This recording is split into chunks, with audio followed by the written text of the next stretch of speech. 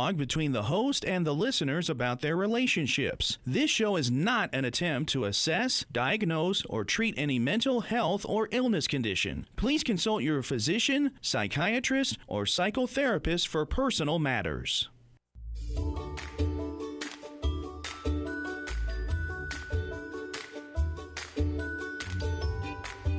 Inner Voice, a heartfelt chat with Dr. Foojan.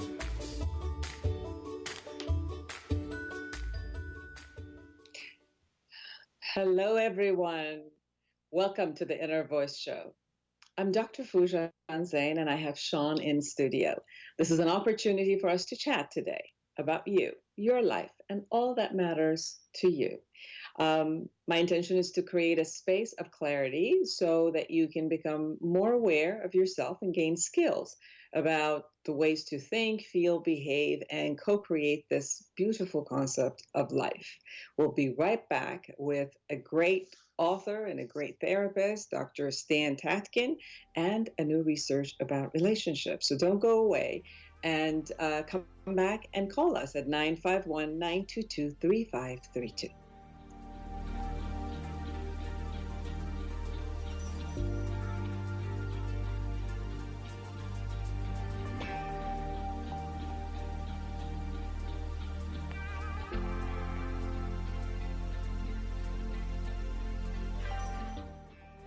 Have you ever wished you could just wake up one day, reach across your nightstand, and hit the life reset button? Let's face it, the struggles and frustrations of everyday life leave millions of women and men around the globe yearning for a new way. And the new way is right here in Life Reset, the awareness integration path to create the life you want, by Dr. Foojan Zeine. You can get it now at Foojan.com or Amazon.com. Life Reset, the awareness integration path to create the life you want. You deserve it.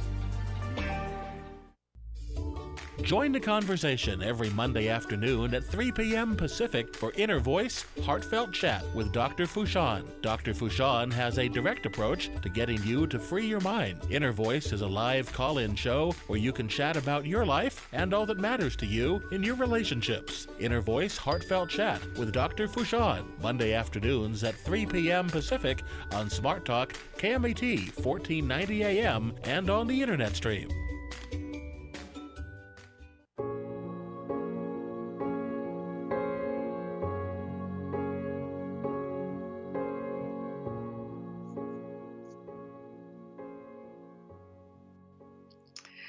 Okay. So I'm going to tell you a little bit about the newest research, May 14, 2018, that was published, and the source was University of California in Davis. Research shows that long and short-term relationships look almost identical in the beginning. At some point, romantic interest tends to plateau and decline in short-term relationships. So long-term and short-term relationships are obviously different from each other. Some people are the type you want to marry and others are just good for sex. Well, at least this is how conventional wisdom goes. But new research out of University of California, Davis suggests that at first, long-term and short-term relationships may look pretty much the same. And somehow things change after a while. So, Paul Eastwick, an associate professor of psychology at UC Davis, who is the lead author of the new study published in the Journal of Experimental Psychology, states that long-term and short-term relationships typically pull apart after you've known someone for about a week or month. So they start in the beginning. There's no strong evidence that people can tell whether a given relationship will be long-term or serious or short-term or casual. More than 800 people were surveyed. And what was found was people would hook up with someone partner for the first time and think, wow, this is pretty good. And people try to turn those experiences into long-term relationships. Others sparked more of a reaction, and those were more the short-term ones. The study offers a new twist on the distinction between the stable long-term partner and the exciting short-term partner in real life. People may end up in short-term relationships when they are just a little attracted to the other person enough to keep having sex, but maybe not for a very long. Long-term relationships may be the ones that start especially exciting and sexy and grow into something stable and lasting. Some of the most interesting moments in these relationships happen after you meet the person face to face, but before anything sexual has happened. Dr. Eastweek says, you wonder, is this going anywhere or somewhere, or how much am I into this person? Is this somewhere around the point that short-term and long-term relationships kind of start to diverge? And historically, we have very little data on the particular period of time. So the short-term romance, it starts together at the same time between those short-term and long-term, but something changes where the relationship either goes flat or it actually allows itself to grow and get to know each other and choose each other for a long time. Don't go anywhere. We're going to be right back with Dr. Stan Tatkin.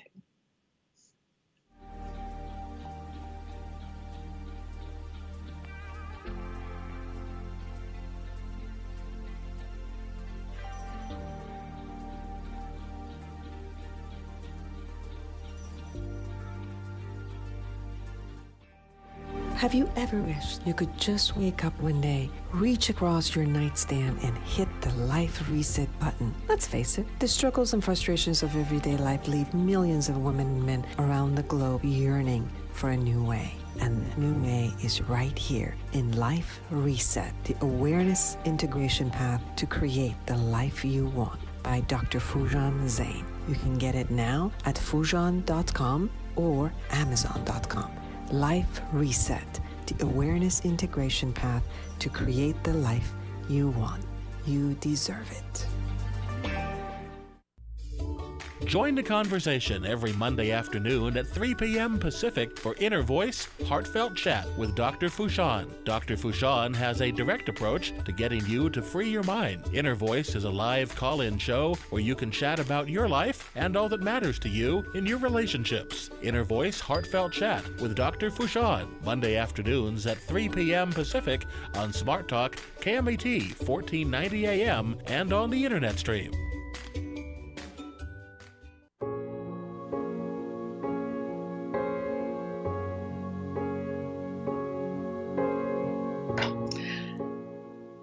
I'm excited to have Dr. Stan Tatkin with me today. He's a clinician, is an author, PACT developer, and co-founder of the PACT Institute. Dr. Tatkin teaches at UCLA and maintains a private practice in Southern California and leads PACT program, PACT programs in the U.S. and internationally. He's the author of several books, including the popular Wired for Love, Your Brain on Love, and co-authored of Love and War in Intimate Relationships, and most recently, Relationship RX, Insights and Practices to Overcome Chronic Fighting and Return to Love. And it's also available in audio CDs. Welcome, Dr. Tatkin, from Hawaii, actually, today. Yes, from beautiful Kauai. Hi, Foojan. Nice to see you, or hear you again, talk to you again. Yes, I'm so excited. Last time we conversed and I learned a lot from you, and it's so exciting to have you back again. Are you safe with all that's going on in Hawaii? We are. We're the furthest away from the Big Island, almost the furthest away. So we don't get anything here, but we hear about it all the time. That's quite lovely. We're safe. Great. Thank you. Wonderful. I love Hawaii.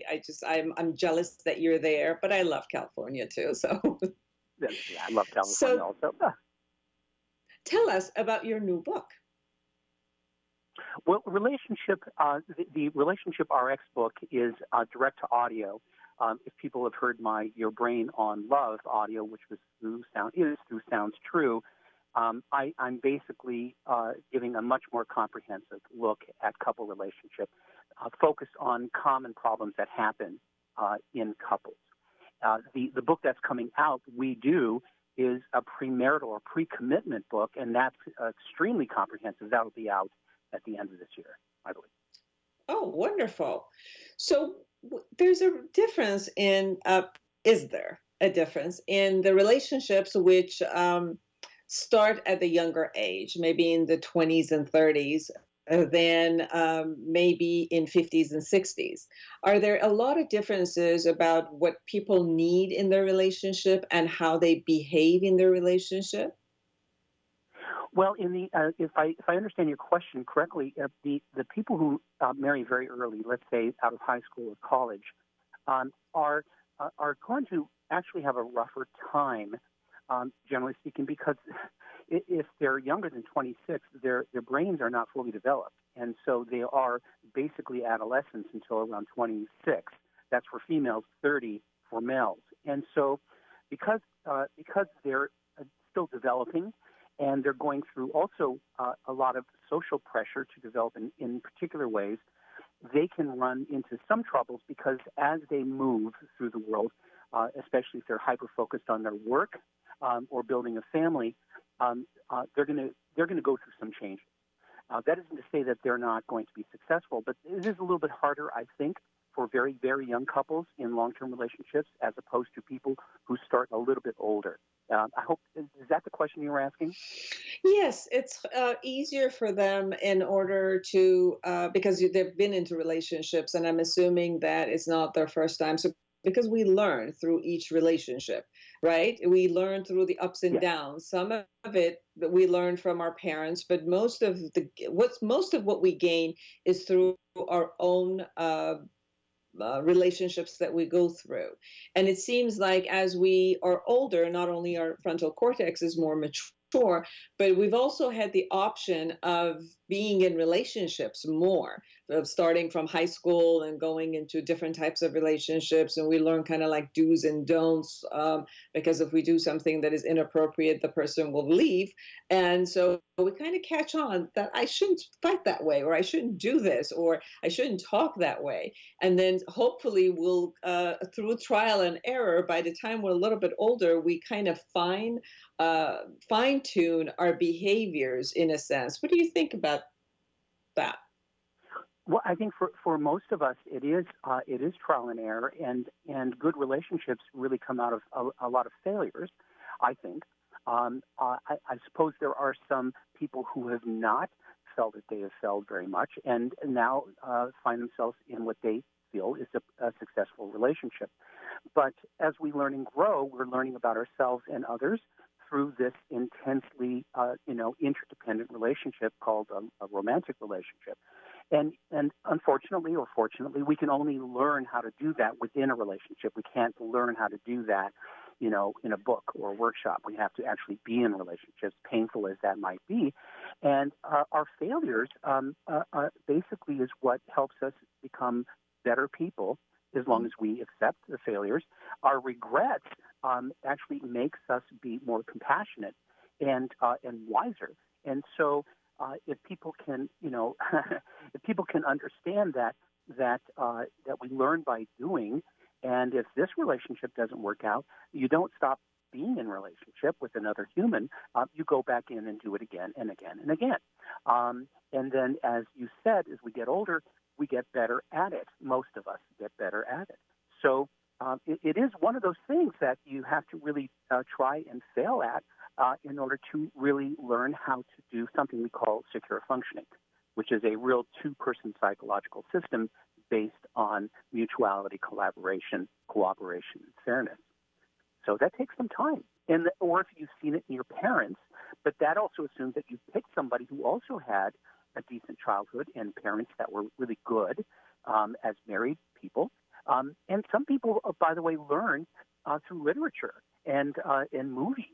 Where they see good examples of love and relationship, and hopefully they see that, and not the quick romance lust relationship, but one that's really built on friendship and trust and respect. People can get this from all over from the environment, but they still have to put it into practice. Yes, I tell a lot of people where they haven't really seen a good relationship among their own parents, and that's pretty much naturally all they have, is to take role modeling, as you said, from movies, novels, and other people who they see in their environment. They really like their behavior and see that they're having a good, because we don't necessarily learn everything from our parents. We can role model from others. No. The other part of in a long-term relationships, obviously people, beside their honeymoon stages that they go through, there's going to be some fights and power struggle, and trying to define who they are, such as being independent while they're trying to be interdependent. When do they, where is it in their boundaries that do they end and they begin to become a we and an us instead of the individual person? So definitely fights are part of a long-term relationship. And what you have also in your book is how to overcome those resentments and the way that they fight and recreate and regenerate love in the relationship. Can you say more about that? Well, there's one thing that I thought of when you first started asking the question. The reason we commit in a relationship is not because we have to, not because someone tells us to, not because of our religion. The reason we do it is because we choose to, because two are better than one, right? Together we can do more. We can make life easier. We can be safer together if we choose to do that by agreement. But social emotional complexity comes about being yourself in a interdependent relationship, not being codependent, not being overly dependent, not being overly autonomous to the extent that you're distancing and avoiding. So when we think of why commit on a personal level, there's another reason, and that is because we become more focused. It grows us up. We become, through dedication to one thing, whether it's a career or a person, a whole universe opens up to us, one that wouldn't ordinarily if we had one foot in and one foot out. So, herein lies a conundrum, because from the outside, the idea of being in a long-term committed relationship may seem, depending on your childhood, like a very, very bad deal. I'm going to lose myself. I'm going to lose the relationship. I'm going to lose my stuff. This doesn't seem like a great idea, but one has to do it and do it in a right-minded way. That it is a huge opportunity for self-development, self-improvement, while being accountable to another person, while working collaboratively with another person. That actually pumps up one's individual development and social emotional complexity. So that people fight is a given. That people fight while strapped in for the ride, and they're not going to be tossed out or bucked off the saddle or run away, that provides a different kind of safety and security than, again, being 1 foot in and 1 foot out. The couples that are at the most vulnerable are those where there's too much ambivalence, where there isn't a real, we're in for the long haul, I'm in, I'm not going anywhere. That makes the relationship more unsafe, because anything and anything can happen that will break it. And that doesn't allow for people to be fully themselves. So it seems like a contradiction. But to be fully yourself is to fully commit to something, and in this case, another person. But again, it's an experience that's very hard to describe because it's not believable to those, again, who had childhoods where those relationships were just too unfair and too insensitive too much of the time. It seems like what I hear from you, and part of what research shows also, is that many of the arranged marriages in many of the cultures where the culture was no exit door, kind of you go in and you make it work no matter what, gave them the concept of, I'm going to let go of who I think I am and put myself completely into creation of a marriage, which that marriage, right, yeah. It was part of the society. I think that in the modern marriage, because we put so much expectation on the marriage itself, and we want so much out of it, and we want the marriage, the institution itself, to give us back everything. Fulfillment, entertainment, sexuality, Right. everything that we ever wanted from all others to come to us from that particular relationship, then we put so much focus on it, where the focus is not how to create that inside it, but to more of what do I gain out of this relationship, and does it give me and fulfill me, and we go into this gimme, gimme, gimme mode versus how do I offer and keep creating those spaces. The other part, I think that the challenge is do the two people at the same time are really committed to this relationship, or one person keeps being committed while the other one might be in an exit strategy, or exiting, not necessarily that they're getting a divorce, but exiting as meaning that they're not necessarily working fully on the relationship. And it seems like at those times, it's an impasse where one might get frustrated, where the other one is not necessarily growing at the same rate or in the same path. And those might be part of the conflict that gets created.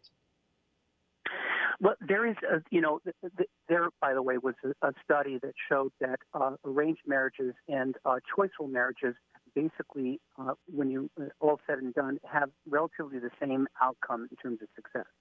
And one reason is that arranged marriages are often done by family, right? They're done by the family. And choiceful marriages are done by the recognition system, and we always recognize a partner who is familiar to us, even familial, and that's who we tend to pair bond with. But this other matter of the focus on the self, again, many studies on this in terms of happiness, that when we are overly self-focused, when we're looking at so many choices, we are going to be unhappy. This is true with the Homo sapien. We're going to be unhappy with too many choices. We actually are happiest when we choose and we go all in and we stop thinking about the choice anymore. That frees up resources to do other things. And again, this is a level of maturity, I think, that we enter into a relationship and we are self-focused as a species, but we transcend that ever more when we protect and serve another person. People know this when they have a child. When they have a child, everything changes.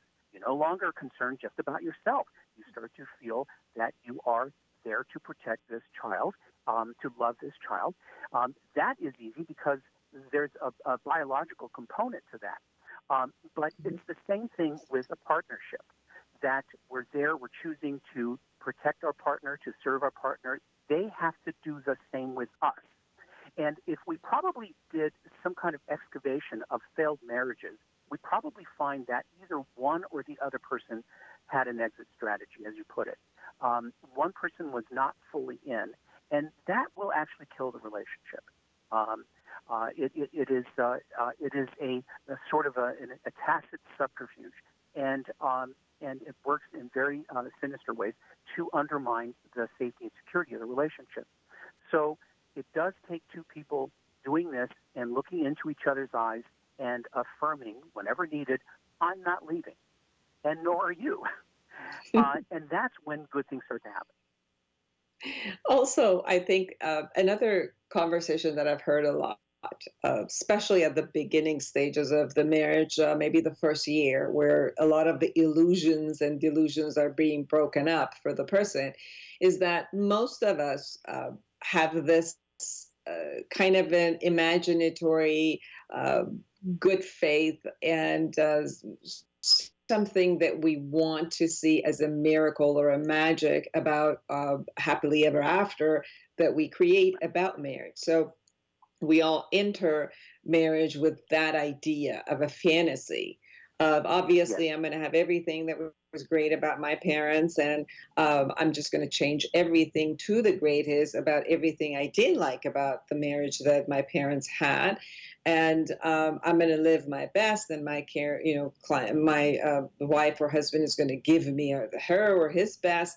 And so it's almost like this beautiful vision that I create for myself, yeah, in order to entice myself to go there forever. And, the delusion kind of gets shaken up, where what happens inside the marriage has to make me grow up. Yes. The first idea, the illusion that I had, the magically everything's going to get. Oh, I'm sorry. It was like a walkie-talkie. Sorry to cut you off. That's The okay. first Go ahead. idea, yeah, the first idea that you gave is a little bit like masturbation. Not understanding how the mind works, it can really be a detriment. The mind is constantly playing tricks on us. Like I said, we are basically self-centered, impulsive animals. And if we don't understand how our minds work in terms of like the weather, sometimes I like you, sometimes I don't. Sometimes I'm in love with you. Sometimes I wonder how I married you. Sometimes I'm proud of you. Sometimes, I wish I could fulfill some other need in myself that was lost in adolescence. This is going to happen constantly. And for those of us who are chasing our thoughts and feelings that are changing like this, and our impulses as we move through time, are going to be very unhappy. And so the fantasies of the idyllic relationship is, of course, going to be crushed very soon, because the reality is that people are very annoying, and people are very disappointing, and people are contradictory, people are frustrating, people are difficult, and all of us. And if you don't understand that, then you may not be ready, actually, to be in a fully committed relationship. You may not be a reliable partner. So much of this is growing up and being focused on something more than the flotsam and jetsam of the mind and of the urges. And this, again, is an aspect of growing up. And unfortunately, we don't learn it, when we're children. Right. You said something very intriguing. We're ready. So for the audience who are listening and wanting to go into a relationship, whether it's their first relationship or they have they got a divorce and they're moving on to the next one, or they had their wife or husband pass away or go away somehow, and now they're looking at, am I ready again? How do you know you're ready? I don't know that one knows they're ready. I think they somehow attract an opportunity, and they'll either struggle with that opportunity because there is a ghosting effect, not the kind of ghosting that people talk about, just leaving without talking to somebody. But the attachment system is so powerful that if you and I were to break up, I would mourn you, and anybody who came in and replaced you would feel like a counterfeit to me. And I would reject them. I may be attracted, they may be perfect, but I would reject them because the infant mind in me is afraid that as long as they're taking your chair, you will not return. And this is a phenomenon that we know when studying babies. It's true with adults, too. So it may take some time for that person to leave the chair that they occupied and for you to be able to put another person there. Some of that has to do, again, with grief, and some of that has to do with understanding how your mind works. But that should happen. There are people that can exchange people very easily without grieving. They're different, and something will happen down the line for them. But for most of us, it takes a while to replace somebody. And so, but you still continue to go out. You don't isolate, and then you work through that, and eventually that person will take that seat, and you'll still grieve and still mourn the other person, but they're no longer, this person who's new is no longer an imposter, no longer an intruder. And so people have to be aware of that. As you were talking about this, it reminded me of many people who, when they're not ready to let go of a relationship and the other person breaks up with them for whatever reason they break up, and the grief process doesn't go through. And many of the studies have shown that the brain waves are exactly at that moment, like an addict who craves and won't go, and then they lie to themselves, and they do so much of just keeping themselves in that space and not go through the grief process, where they won't even allow anybody else to show up in their life because they're still caught in the fantasy of somehow I'll bargain some way to get the other person back, which there's no signs of that even coming. And their system really goes through a lot of anxiety and fear and grief and everything of all the emotions, which they sometimes even become non-functional. Any tips for people who go through this type of a breakup and get addicted to the person who's no longer there? Well, if we go back to infant studies, when this is called mother loss or anaclitic depression, it is the most painful kind of depression, and it actually is a cardiomyopathy. People can die from it. It's otherwise known as broken heart syndrome. And it seems to occur when someone either goes missing or breaks up with us. And part of the reason is that it's not supposed to happen in that infant mind of ours. No matter how much people can explain or we can explain to ourselves why it's a good idea that we're broken up, there's a part of us that will never get it, right? It's not supposed to happen. Our mother's not supposed to leave us. And this is true with adult romantic partnerships. So it is seen as a trauma. Neurobiologically, the amygdala is firing just as it would post-trauma. So I see her dress, and I'm traumatized. I smell that smell, I'm traumatized. I see a similar car, I'm traumatized. And this goes on for a while until time begins to settle this down. But so many people avoid after an event like this. And then they perseverate and they won't let go, and then they stalk and they do all sorts of things that feeds that beast. And it's not. I don't know that it's so much of an addiction because there's no dopaminergic reward here. It is adrenergic, meaning adrenaline and noradrenaline, and it is obsessive, but it has to do with trauma. It is extraordinarily painful, like the song says, breaking up is hard to do, especially when someone leaves us. Even if we were thinking of leaving them anyway, the idea that someone is leaving us is tormenting. And it leaves that person feeling like they're not good enough, that they've lost something they have to regain, and all sorts of really painful things. It's not a pleasant experience. It's not at all. The reason I said that addictive, because Helen Fisher, as you know, who's a neuroscientist, she did a study in one of the universities, and I don't have it in front of me to quote from her, but when I was studying her and talking to her, this was what they found in the functional MRIs, that the brain activity was similar to the active addict who was craving, not that they were using, but that they were craving. And the same types of cravings were showing up in the brain, and that's why it was very hard for them also. It was almost like a constant relapse that was happening for them.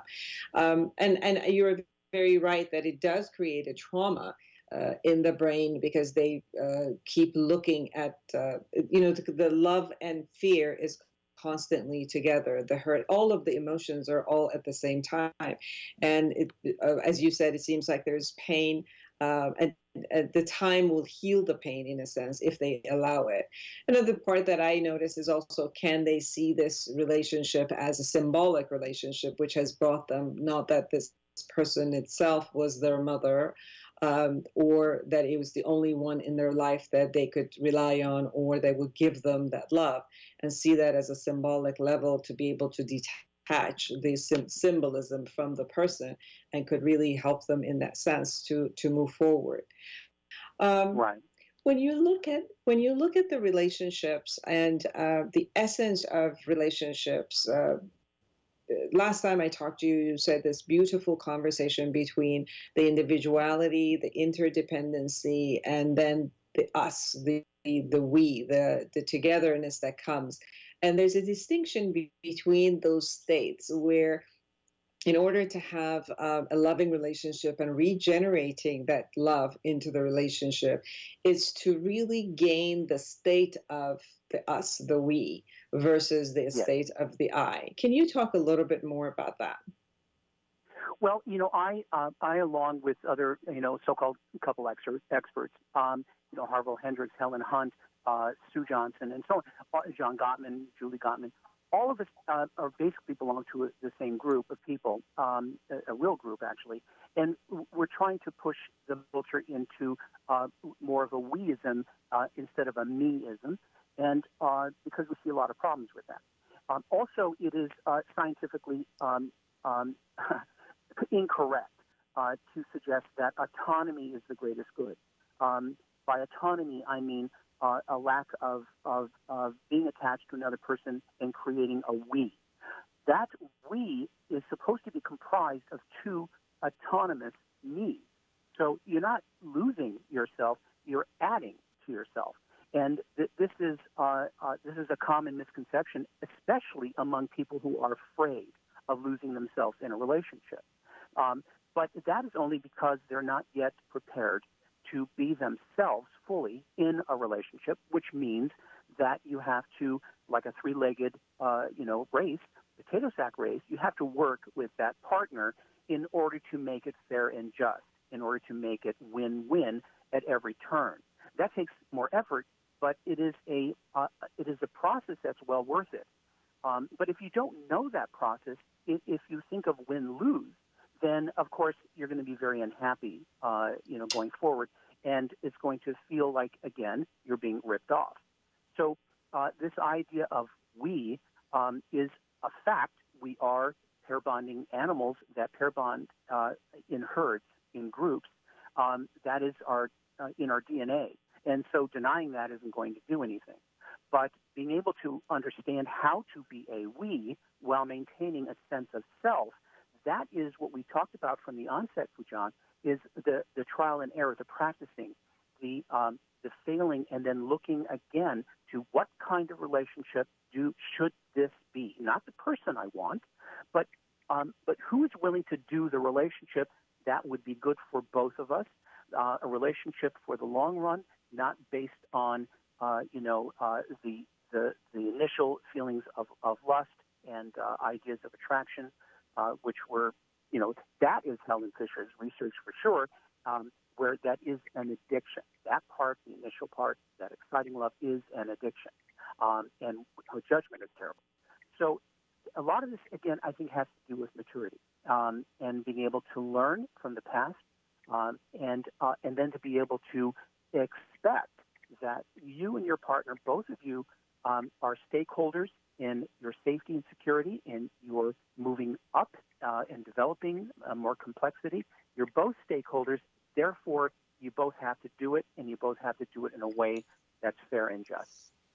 And I think what I'm hearing also, if we take on the concept of we instead of the I, something that would actually happen also in the fighting realm, that whenever I think that I have to take care of myself and you're the enemy, then the end of the argument is not necessarily a negotiation, and even if it is, it goes into that lose-lose situation or win-lose situation.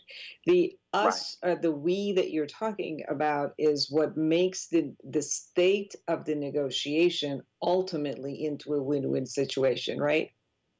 That's right. And it is about bargaining. It is about bargaining, persuading, attracting, cajoling, seducing, but it is never using fear, threat, or guilt. That will never win the day in a love relationship. Okay. Yeah. So that's what when we're talking earlier about how to take the fighting and return it to love, I'm also sensing that if we go into the we position, then the fighting itself, it won't be as a two autonomous person going at each other, but it would be more of there's a we that looks at the problem from outside and looks at how do we handle that, or even if it's something about me, how does that affect the we? And because I'm part of the we, whatever I do for the we part in the middle, it's ultimately good for me as the autonomous person who's in this we also. And that's how it could return our relationship into the type of a togetherness that would be beautiful to move forward with. Yes, but I also want your audience to understand that though that sounds really lovely, we have warring brains that will mistake. This is part of the problem with the human brain, is that we too often conflate our own memories and our own state of mind with what is actually happening in the moment as threatening. And so you and I love each other, but suddenly I trigger something and I do feel like a predator to you momentarily. But that is where repair comes in. That is when we make it right, make amends, try to fix it, to make sure that we're not in this threatening state for very long. So people will mess up. We are animals. We do mishear, misread, misperceive all the time, and that gets us into trouble. That's not a problem so long as we come back together in a relatively short time, like 30 minutes max, and put the relationship back together. We're okay. I'm still mad at you, but we're okay. That's what people have to learn in order to keep that we idea. Is not that a lofty idea of this, but that we're constantly having to error correct, repair, make amends, all the mistakes that we're making almost all the time in our relationships. And as long as people don't have the hubris to think that their memory and their communication and their perspective is true and factual, then they'll be fine. Because Wonderful. all of that's illusory. But it is true until we actually put it in perspective with each other and create the result with each other and try to learn who the other person is and try to learn myself who I am consistently in the relationship as the relationship grows, because we grow. Each one of us grow differently, and to find who I am and bring it back into the relationship, it seems like it's also very important. We're talking to Dr. Stan Tatkins. Stan, how could people find you? StanTatkins.com. I know you have a practice in Southern California, and you also do a lot of online coaching. That's right. We train therapists all over the world in a psychobiological approach, and they can find me either at StanTatkin.com or the PACT, P-A-C-T, Institute.com. And also there is a list of our couples retreats that we do all over the country. Wonderful. Thank you for your time. Thank you for all that you give us in your books and in your talks, and hope to have you soon when your next book comes up. I love talking with you. Same here. Take good care of yourself, and everyone, don't go anywhere. Call me on 951-922-3532. I want to talk to you. See you later.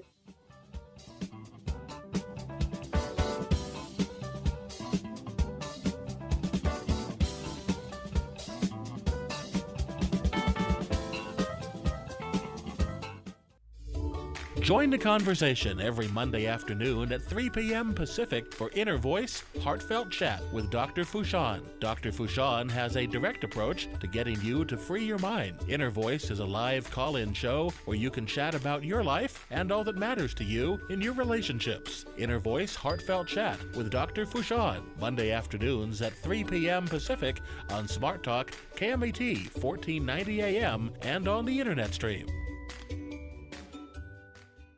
Dr. Foojan Zeine is a psychotherapist, a marriage and family therapist, and a life coach with more than 27 years of experience. She is the author of the Awareness Integration Model, which has been researched and published in numerous international journals. Dr. Foojan has offices in Beverly Hills, Irvine, and Woodland Hills, California, and also consults online and by telephone.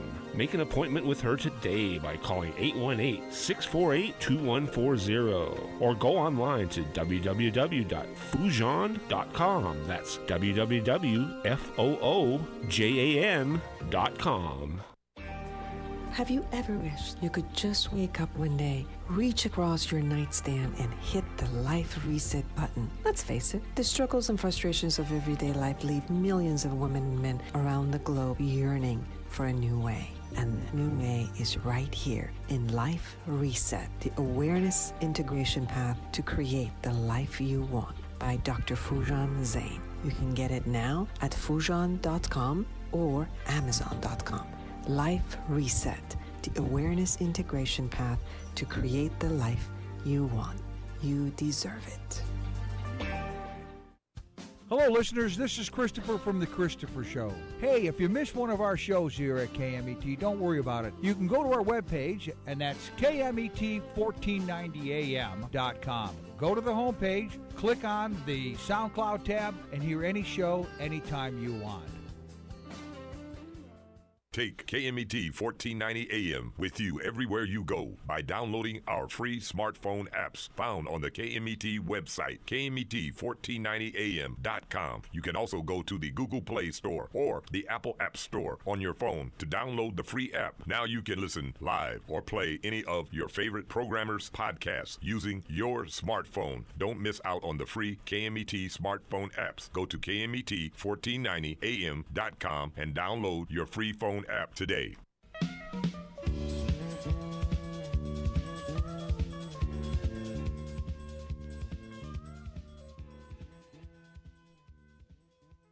Well, we live in relationships. So no matter what, we are born into a relationship, which is our relationship with our mother and or father, or the marriage that they're in.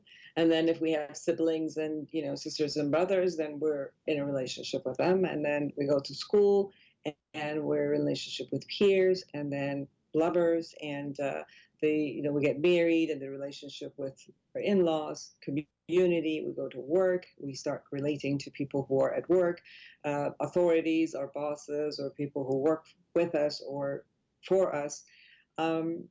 And then we have children and we create a whole new relationship with our children and everyone who comes in their life. So we really live in relationships. So the conversation we were having with Dr. Tatkin, which is, what is it that we need to learn about who we are as an individual? And it's important for us to have a sense of self and have a healthy self as an autonomous person. So as we're growing up, part of our work is to become independent of our parents and not be enmeshed and not have an umbilical cord consistently running. So there's this game of how do I become independent, and then how do I become a we and an us in different roles again and again to interconnect with people. So it's very important to create those. And then with that, I think the experience of love and kindness and wanting to be for each other and sharing and being in a system together really helps us to create all of these relationships. I had Sister Jenna last time with us, who has created this beautiful CD of Revolution, Inclusive Revolution. So we're going to listen to another of her meditation, and hopefully you'll meditate with this as every day as you are into different types of relationship. So let's go and listen to that together.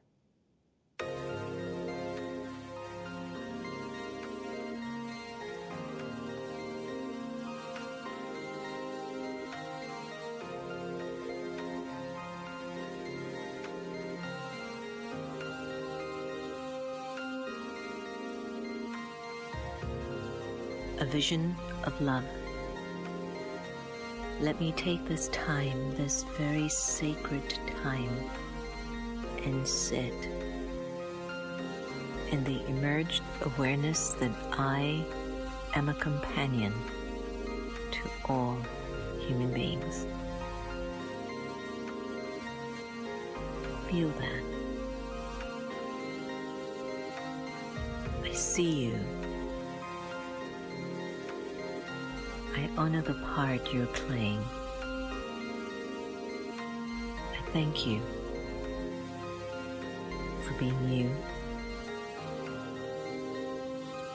because only you can play your part, and only I can play mine. We stand together on the stage of life. As I greet you, I greet myself. As I see the beauty in you,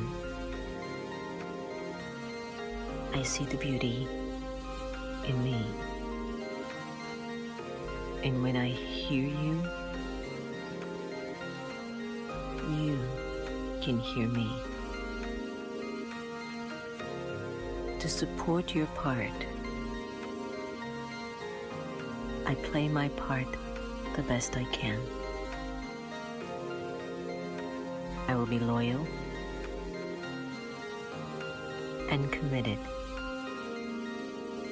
to the part I've been given, even if it's still not clear and it continues to shift and change. But what I do know is I sit here in a vision of love, that I have good wishes for you, my fellow traveler on the journey. Because each and every one of us come from the same source, God, the Supreme Being.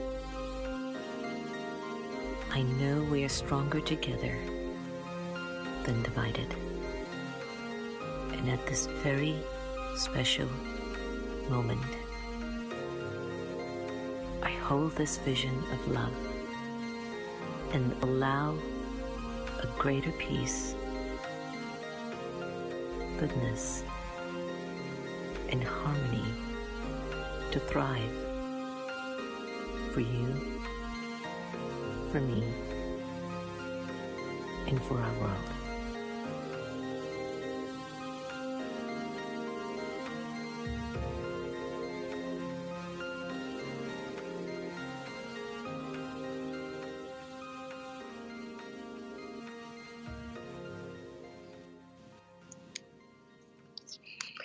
Inclusion Revolution, Together with Love. And this is the CD from Sister Jenna, the host of America Meditating Radio. And you can find that in americameditatingradio.org or .com. As I was listening to this CD, it reminded me of two different experiences. I just came back from Izmir, Turkey. We're having a reunion with many of the family coming from around the world, and we just chose the most, beautiful. I think Turkey's gorgeous as far as the city and the country and everything that's there. So what was interesting for me was that as I was walking around, every single nationality with so many different cultures and so many different languages were around us, and everybody was enjoying being with each other and being really inclusive. Everybody was together, the togetherness, and even animals were all there. Just the togetherness was the beauty. And we could see that in our relationships together, in our romantic relationships, in our families, and in the community. So I wish that you also take in this concept of love and being inclusive and having everyone around you, and share yourself with everyone around you from your love, from your light. And until next week, create a fantastic, a wonderful world for yourself and everyone around you. And until next week, take good care of yourself. And thank you, Sean, for again today. Bye-bye, everyone.